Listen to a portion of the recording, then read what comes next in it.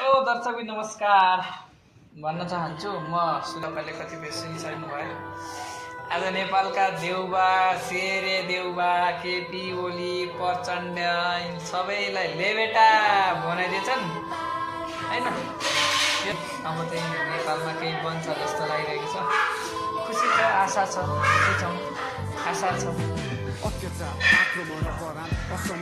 नयाँ युगले पुरानो दलहरूलाई लेबेटा बनाउने पक्का भइसक्यो।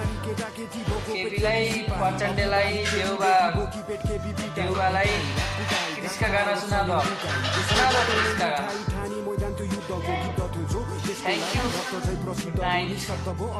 दर्शकबिन आज निकै खुसीको खबर सुन्न पाइयो। एकदमै खुसी छु म यो खबर सबै खुसी हुन्छ होला भन्ने आशा छ। र साथै आज नेपालका पुराना दलहरू नेताहरूलाई चाहिँ नयाँ दलहरूले लेबेटा बनाइदिन्छन्। अनि यो हेर्नुहोस् त बालनको क्रेज जस्तो क्रेज फेसबुकमा छ त्यस्तै